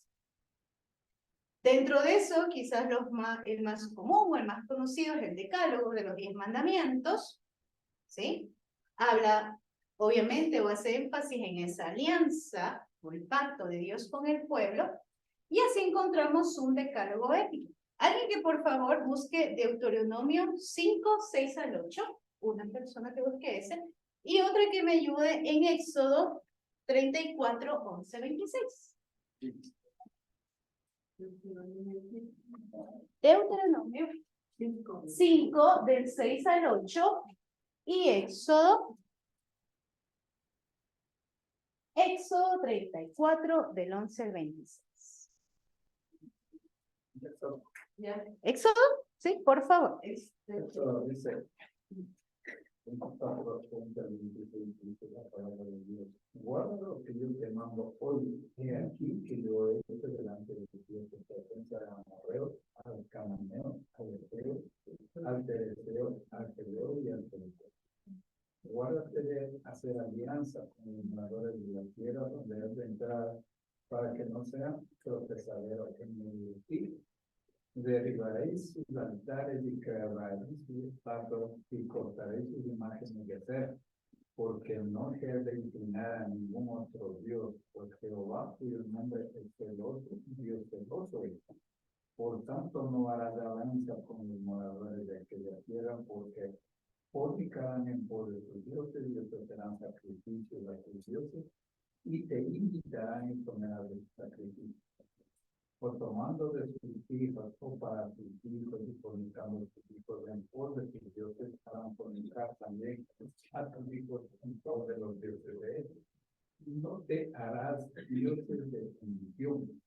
La fiesta de los panes sin levadura guardarás. 7 días comerás pan sin levadura, según te he mandado en el tiempo señalado del mes de Abib, porque en el mes de Abib saliste de Egipto. todo primer nacido mío es, y de tu ganado todo primogénito de vaca o de oveja que sea macho. Pero redimirás sin poder el primogénito del asno, y si no lo redimires, quebrarás tu servir, redimirás todo primogénito de tus hijos, y ninguno se presentará delante de mí con las manos vacías. 6 días trabajarás, más en el 7º día descansarás, aún en la arada y en la siega descansarás. También celebrarás las fiestas de la semana, la de las primicias de la siega del trigo y la fiesta de la cosecha a la salida del año. 3 veces en el año se presentará todo varón tuyo delante de Jehová, el Señor Dios de Israel. Porque yo arrojaré a las naciones de tu presencia y ensancharé tu territorio, y ninguna codiciará tu tierra cuando subas para presentarte delante de Jehová tu Dios 3 veces en el año. No ofrecerás cosa leudada y junto con la sangre de mis sacrificios, ni se dejará hasta la mañana nada de sacrificio de la fiesta de la paz. Las primicias de los primogénitos, de los primeros frutos de tu tierra llevarás a la casa de Jehová tu Dios. No cogerás el cabrito en la leche de tu madre. Ok, muy bien. Entonces, Éxodo 34 del 11 al 26, ¿no? Entonces, aquí, ¿qué indicaciones le da? Le dice con qué pueblos no juntarse, ¿no es cierto? Sí, exacto, le da disposiciones, ¿no? De cómo llevar ciertos ritos o ciertos momentos cúlticos, entonces le da órdenes, ¿no? Por eso es un texto en un género literario legal, porque establece una forma de comportamiento y una forma de actos que deben realizarse, normas exactas. ¿Quién tiene Deuteronomio 5 del 6 al 8? Por favor. Yo soy Jehová tu Dios. Yo. Saqué de tierra de Egipto, de casa de servidumbre. No tendrás dioses ajenos delante de mí. No harás para ti escultura ni imagen alguna de cosas que está arriba en los cielos, ni abajo en la tierra, ni en las aguas debajo de la tierra. Amén. Ok, entonces también, ¿no? Aquí vemos que es un decálogo ético, ¿no? De la forma adecuada de cómo comportarse. Entonces, lo legal, como ustedes bien mencionaron, establece preceptos, establece normas, establece reglas, por decirlo así, de las formas en que se debe actuar en los diferentes ámbitos. Continuamos. Yéndonos hacia el Nuevo Testamento, de manera principal, tenemos las epístolas o las cartas. ¿Sí? Las epístolas o las cartas. ¿Cuál era la intención? Cartas dirigidas a las comunidades de creyentes. Aquí se maneja la dinámica de un remitente y un destinatario, ¿no? Alguien que le escribe y alguien que la va a recibir, ¿sí? Tiene una estructura básica. Hay quizás que encontremos cuando leemos las cartas ciertas cosas que diferencian, pero la estructura básica es que se presenta primero un saludo, luego viene el corpus o el desarrollo de la carta, donde se expresa el asunto, lo que quiero comunicar, lo que quiero dar a conocer, y luego la despedida o los saludos finales. Esa es la estructura básica que vamos a encontrar en una. Hay enseñanzas religiosas, éticas, las encontramos en Corintios, en Romanos, en Efesios también, y todo esto en un sentido argumentativo, en el sentido de poder dar a conocer algo y fundamentar ese. Como a los corintios. Corintios era una iglesia muy particular, ¿no? Entonces, Pablo tuvo que exhortarlos muchas veces. Y es por ello que les escribió sus cartas y les decía, ¿no? Esto están haciendo mal, ¿por qué lo están haciendo mal? ¿Cómo deberían corregirlo? Entonces, argumentaba todo el texto o la dirección que le daba a su carta. Solo para ver un ejemplo de saludo. Filemón 1, del 1 al 3. Filemón 1, del 1 al 3. Pablo, prisionero de Cristo Jesús, y el hermano Timoteo, así queridos de un compañero de trabajo, a la hermana Asia, a equipo de nuestro compañero de lucha y a la iglesia que se reúne en su casa. El Dios nuestro Padre y el Señor Jesucristo les conceda gracia y paz. El saludo, ¿no? Y a partir de eso se desarrollaba el cuerpo de la carta y los saludos finales. Entonces, las epístolas o cartas, un remitente, un destinatario, un tema específico por carta. Y siempre durante todo este desarrollo daba los argumentos necesarios acerca del porqué de esa carta, ¿no? Enseñanzas religiosas, éticas, ¿sí? En las profecías también hay. Claro, hay la denuncia. Lo primero, o sea, siempre guiémonos por esto que yo les decía, ¿no? Para esto.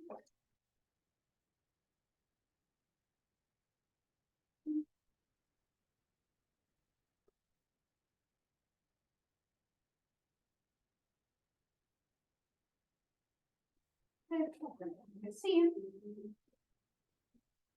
Entonces, era como el círculo que decía nuestra hermana que aún no seguimos viviendo, ¿no?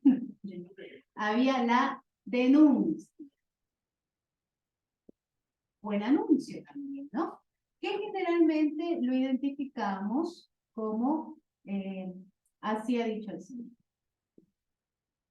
Así dice el Señor.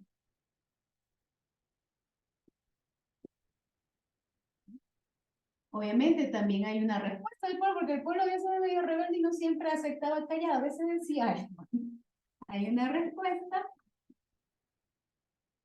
Y luego, pues, obviamente también se daba, dentro de este, así dice el Señor, ¿no? Tenía su enunciado, bueno, aquí lo voy a describir, ¿no? El enunciado de qué era lo que estaban haciendo mal.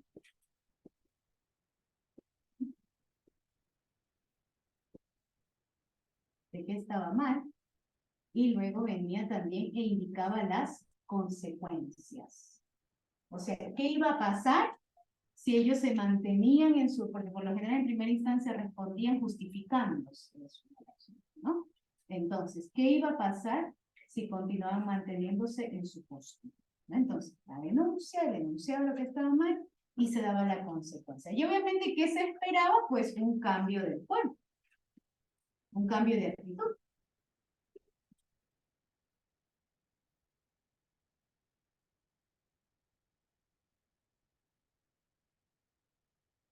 Entonces siempre hay como un hilo conductor, podríamos decirlo así, en cuanto a los géneros literarios que nos permiten identificarnos, ¿no? Entonces, en una profecía o por medio de un profeta, identificamos que hay una denuncia, perdón, se enuncia cuáles son estas situaciones equivocadas, hay una respuesta de parte del pueblo, se anuncian las consecuencias y se espera un cambio de actitud. En cuanto a las epístolas, por lo general las identificamos por el saludo, el desarrollo y su despedida. ¿Sí? Siempre dirigida hacia un grupo en específico. Otro género, otro que es considerado como un género, son las parábolas. Quien utilizaba esto, ¿sí? Era Jesús. Jesús era el maestro de los maestros y uno de sus grandes recursos eran las parábolas. Porque a través de estas historias que eran breves, se guardaba un gran significado. De morales y espirituales.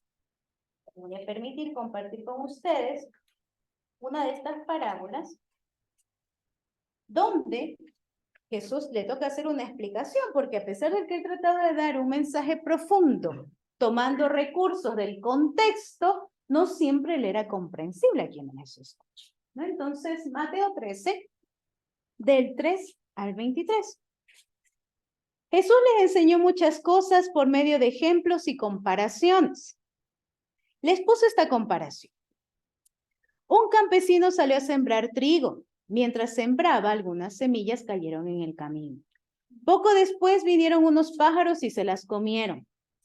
Otras semillas cayeron en un terreno con muchas piedras y poca tierra. Allí pronto brotaron plantas de trigo, pues la tierra era poco profunda. Pero las plantas no vivieron mucho tiempo porque no tenían buenas raíces y se quemaron cuando salió el sol. Otras semillas cayeron entre espinos. Cuando los espinos crecieron, apretaron las espigas de trigo y no las dejaron crecer. Pero otras semillas cayeron en tierra buena y produjeron una cosecha muy buena. En algunos casos, las semillas sembradas produjeron espigas con 100 semillas, otras produjeron espigas con 70 semillas y otras produjeron espigas con 30 semillas. Ustedes, si en verdad tienen oídos, presten mucha atención. Pero resulta que uno a veces no entiende, uno le tratan de poner manzanitas, ¿no? Y a veces ni aún así, entonces se acercaron algunos a decirle, ¿sabes qué es eso? No comprendí esta situación, ¿no? Y si nos adelantamos un poquito, voy a adelantar un poquito, voy al 18. Jesús explica lo de las semillas, ¿no? Ahora pongan atención y les diré lo que significa el ejemplo del campesino. Hay algunos que escuchan el mensaje del reino de Dios, pero como no lo entienden, el diablo viene y hace que lo olviden. Estos son como las semillas que cayeron junto al camino. Las semillas que cayeron entre piedras representan a los que oyen el mensaje del reino de Dios y lo aceptan rápidamente y con alegría. Pero como no entienden muy bien el mensaje, su alegría dura muy poco. Cuando tienen problemas o los maltratan por ser obedientes a Dios, enseguida se olvidan del mensaje. Luego están las semillas que cayeron entre los espinos. Estas semillas representan a los que oyen el mensaje, pero no dejan que el mensaje cambie sus vidas. Solo piensan en lo que necesitan y en cómo hacerse ricos. Finalmente, las semillas que cayeron en buena tierra, estos sí cambian sus vidas y hacen lo bueno. Son como esas semillas que produjeron espigas con 100, con 70 y hasta con 30. Entonces, las parábolas son un recurso, un género literario que permiten dar enseñanzas. Son breves, pero con un significado profundo, que hay que detenerse a analizar, que hay que detenerse a reflexionar qué es lo que quiere decir el autor acerca del texto que nos presenta. En este caso, ¿qué nos quiso decir Jesús a través de su mensaje? Aquí obviamente da una explicación, ¿no? Entonces, siempre hay que interpretar las figuras que se presentan en las parábolas. Vamos a ver cuáles tenemos.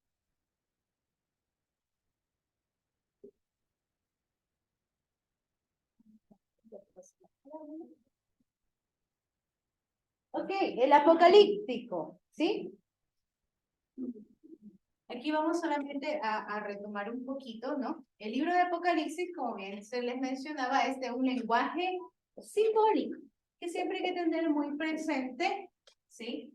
¿Qué es lo que guarda? ¿Cuál es ese misterio, ¿sí? Que trata de ser revelado. Hay algo que trata de ser revelado, a pesar de quizás la complejidad que puede tener leer el Apocalipsis por todas las figuras que utiliza, hay algo que trata de ser, hay algo que trata de ser dado a conocer. Obviamente, por el contexto en el que se dio en su momento estos escritos, pues su autor utilizó el recurso simbólico. Eran figuras, representaciones, números, colores, personajes, que el contexto de ese tiempo lo conocían y podía interpretarlo de forma adecuada cuando lo leían.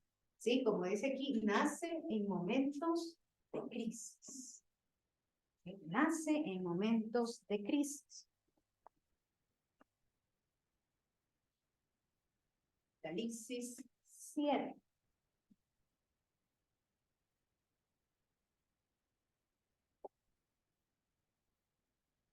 del 1 al 8. Después de esto, vi 4 ángeles que estaban de pie. Cada uno de ellos miraba uno de los 4 puntos cardinales. Estaban deteniendo al viento para que no soplara sobre la tierra, ni sobre el mar, ni sobre los árboles. Estos 4 ángeles habían recibido poder para dañar a la tierra y al mar. Vi también a otro ángel que venía del oriente, el cual tenía el sello de Dios que vive para siempre. Con ese mismo sello debía marcar a todos los que pertenecen a Dios para protegerlos. Este ángel les gritó con fuerte voz a los otros 4: no dañen la tierra, ni el mar, ni los árboles, hasta que hayamos marcado en la frente a todos los que sirven a nuestro Dios. Luego oí que se mencionaba a las 12 tribus de Israel, es decir, a Judá, a Rubén, a Gad, a Aser, a Neftalí, a Manasés, a Simeón, a Leví, a Isaacar, a Zabulón, a José y a Benjamín. De cada uno de las 12 tribus fueron marcados 12,000, es decir, un total de 144,000. Si tomáramos, hermanos, este número de manera literal, ya no entramos. Ya se llenó el barco hace mucho tiempo. Ya nos quedamos, ¿sí? Entonces, por eso es lo simbólico. Los 144,000 habla también de cómo. Habla de múltiplos. Si se dan cuenta, habla de las tribus. Y Toma dice 12 de cada uno. Justamente porque este 12 significaba también lo perfecto, lo completo. Entonces, ahí, solo con conocer ese dato, podemos cambiar ya la interpretación. Porque hay muchos que dicen, no, yo estoy dentro de los 144. Ese número ya se completó hace mucho tiempo atrás. Sí, ya ahorita ya estamos afuera. ¿No? Ya estamos afuera, ¿no? ¿Sí? E incluso habla de una marca para los elegidos, ¿no? Cualquiera se pensaría que aquí van a poner Jesús por siempre en la frente. Habla acerca justamente de esa fidelidad, ¿no? De que lo van a identificar por su forma de vida, por su forma de comportamiento, a esos que han seguido fielmente, a pesar de las opresiones de ese momento. Ese pueblo estaba siendo perseguido, estaban siendo asesinados, no les permitían reunirse, los crucificaban, los quemaban, o sea, sin número de situaciones. Entonces, esta era una forma de mostrarles y de decirles, todos ustedes que se han mantenido fieles, van a ser recompensados por eso. Van a ser abrazados por eso. Y el Señor no es que quiere hacer excepción de alguien. Él quiere abrazar a todos. Pero es el ser humano el que no siente. Todos estamos considerados. Todos. Con todas nuestras fallas, nuestros errores, nuestras falencias, el amor de Dios es tan inmenso, pero somos tan necios que no nos ponemos el abrigo aunque nos digan que nos pongamos. ¿No? Entonces, esa es la riqueza del género apocalíptico. Poder conocer su trasfondo, poder conocer cuáles eran esos simbolismos. Incluso vemos hasta colores. Nos habla de colores, amarillo, de rojo, blanco. Entonces, son detalles que cuando nos detenemos a estudiarlo, nos permiten conocer la riqueza del texto. Creo que aquí... Sí. José, ¿me ayudas con el primer video, por favor? Ya al cerrar tu ventana ya no pasa ahorita. Ah, ok. Oh, sí, se apagó. Ok, voy a desconectarme yo. No, por favor, sí, proyéctalo. Voy a desconectarme, yo voy a apagarlo. Tengo aquí un problema técnico, pero hasta eso veamos el video y yo trato de que resucite mi computadora.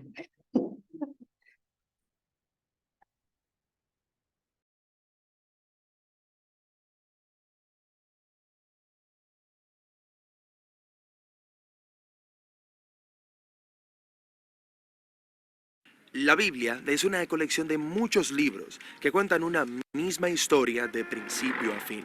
Pero todos esos libros fueron escritos en diferentes estilos literarios. Sí, piensa en esto como si entraras en una librería donde cada pasillo tiene una clase distinta de literatura. Tenemos historia o poesía o narrativa, y cuando eliges un pasillo y tomas un libro, vas a tener expectativas muy diferentes. Buscarás cosas diferentes. Cierto, todos los libros son literatura, pero comunican de maneras muy diferentes. Sí, y es lo mismo con respecto a la Biblia. Si no prestas atención al estilo en el que están escritos, te perderás el esplendor de cada libro. Entonces, ¿cuáles son los principales tipos de literatura en la Biblia? Bueno, primero que nada tenemos la narración. Compone nada menos que el 43% de la Biblia. Después de eso tenemos la poesía, que compone el 33% de la Biblia. Y luego tenemos lo que podrías llamar discurso en prosa, que compone el 24% restante. Casi la mitad de la Biblia es narración. Sí, y esto no es un accidente. Las historias son la forma más universal de comunicación humana. De hecho, nuestros cerebros están diseñados para recibir información a través de historias. Y las historias son realmente entretenidas. ¿Por qué? Bueno, las historias nos entrenan para encontrarle sentido a los eventos que aparentemente suceden en la vida al azar, tomando esos eventos y poniéndolos en una secuencia. Y luego, cuando están juntos, puedes empezar a ver el significado y el propósito de todo. ¿Y qué es lo que une todo esto? Bueno, las buenas historias siempre tienen un personaje que quiere algo, y luego, a través de estos personajes, el autor puede explorar las grandes preguntas de la vida. ¿Quiénes somos y qué es lo que verdaderamente importa en la vida? Y una buena historia siempre involucra alguna clase de conflicto. Algún reto que superar, justo como en nuestras propias vidas. Y eso nos obliga a pensar en nuestros propios retos, en por qué hay tanto dolor o decepción en el mundo y qué podemos hacer al respecto. Y las historias usualmente terminan con alguna clase de resolución que nos da esperanza para nuestras propias historias. Ya que estas son historias bíblicas, ¿me muestran los personajes cómo debo vivir? Pues ese no es el punto. La mayoría de los personajes de la Biblia tienen defectos muy profundos. No debería ser como ellos, pero sí debemos vernos a nosotros mismos en ellos, lo que nos ayuda a ver nuestras vidas y nuestros defectos desde una nueva perspectiva. Y sin que te des cuenta, estas historias comenzarán a afectarte y cambiarán la manera en que ves el mundo, a otras personas y a ti mismo. Ahora, hay diferentes tipos de narrativa en la Biblia. Sí, tenemos la narrativa histórica, pero también las parábolas narrativas y las narrativas biográficas cortas, como los 4 evangelios. Los examinaremos en otros videos más adelante. Ok, después tenemos la poesía, que honestamente no leo mucho. Sí, como la mayoría de las personas, pero 1 de cada 3 capítulos en la Biblia es poesía. Sí, ¿por qué tanta poesía? Bueno, los poemas hablan principalmente a través de un denso lenguaje creativo, uniendo imágenes para ayudarnos a visualizar el mundo de manera diferente. Los poemas usan mucha metáfora para evocar tus emociones y tu imaginación. Mucho lenguaje elegante, pero ¿no sería más fácil simplemente decirme lo que necesito saber? Bueno, piénsalo. En la vida tendemos a formarnos rutas mentales y pensamos mediante estos caminos familiares que son muy difíciles de escapar a través de la lógica o el razonamiento. Y lo que hace la poesía es obligarnos a salir del camino que nos es familiar hacia un nuevo territorio. Es astuto. Y hay diferentes tipos de poesía en la Biblia. Hay muchas clases de canciones o salmos.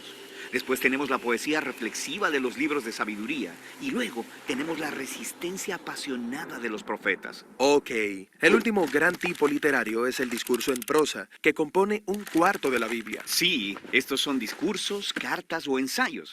Y el enfoque aquí es construir una secuencia de ideas o pensamientos en un argumento lineal que requiere una respuesta lógica, como, hey, ¿has pensado acerca de esto? También deberías considerar cómo se conecta con esto otro. Y si haces esto, entonces verás que esto es el resultado y a la luz de esa conclusión, por tanto, probablemente debes dejar de hacer eso para que esto otro sea el resultado. Así que me estás persuadiendo con razonamiento. Sí, el discurso te obliga a pensar lógica y consistentemente y luego a hacer algo al respecto. El discurso bíblico se encuentra en los conjuntos de leyes, en la literatura de sabiduría y en las cartas escritas por los apóstoles. Está bien. Entonces, cada libro de la Biblia tiene un estilo literario. No, de hecho, la mayoría de los libros tienen un estilo literario primario, como narrativa, por ejemplo. Pero luego, incrustado en la narrativa, encontrarás poemas, parábolas o una colección de leyes. Todo libro bíblico tiene una combinación propia de estilos literarios. Y para leer bien ese libro necesitas estar familiarizado con cada tipo de literatura y cómo funcionan. Sí, así que sabrás a qué ponerle atención y qué preguntas hacer. Pero antes de que veamos cada tipo, hay una característica más unificadora de la literatura bíblica que es realmente importante y realmente genial. Y eso es lo que exploraremos próximamente.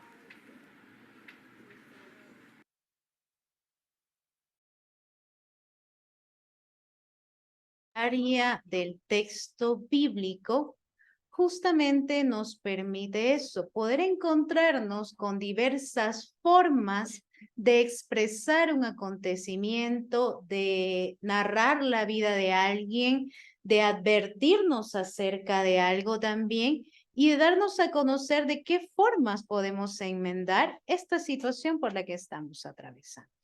Entonces es importante poder conocer esto y sí, usted va a decir, pero bueno, a veces uno lee tan rápido, no identifica o no es fácil hacerlo en el proceso. Obviamente no es algo que vamos a lograr inmediatamente, pero sí conforme lo practicamos, vamos a ir pudiendo identificar estas características que nos van a permitir realizar una interpretación más consciente y genuina del texto.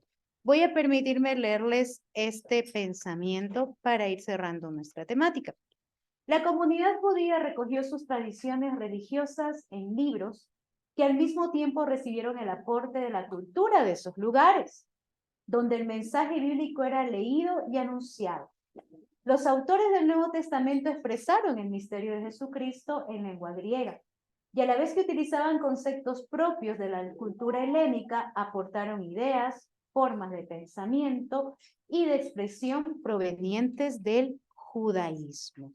La literatura judía, en toda esta tejido que hacía de las diferentes formas o expresiones literarias, trataba de dar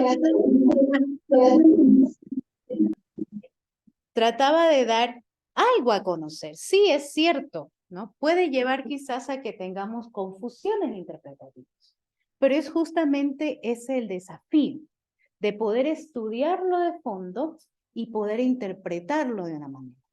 Entonces, si ya sé identificar un poema, si ya sé identificar una narración, si soy consciente del contexto también que arropa todo esto, voy a poder hacer una interpretación apropiada. Cada forma literaria tiene su manera especial de presentar la realidad. Por ello, el lector aborda los libros con distinta expectación, según la forma literaria en la que están escritos. Usted lleva una expectativa ya cargada. Esa expectativa se va a encontrar con el texto. Va a responsabilidad de cada uno de nosotros poder estudiarlo a fondo, poder saber qué es lo que guarda detrás del texto, y así como les decía, podernos encontrar, ya lo borré, podernos encontrar en ese horizonte que ya no va a ser nulo, sino que va a ser justamente enriquecido por todo aquello que nosotros nos hemos puesto a descubrir detrás del texto, llevados, me quedé con la palabra de nuestra hermana, llevados ¿por qué? Por nuestra curiosidad. Y a poder descubrir todo aquello de la riqueza literaria que tiene el texto, porque sí, la Biblia puede ser interpretada como literatura porque lo es. Eso, como también se mencionó, no descarta que sea palabra de Dios, sino que por el contrario la diversifica y la hace dinámica y acrecienta nuestro conocimiento de ella. Sonó la alarma, bien hermanos, le doy las gracias.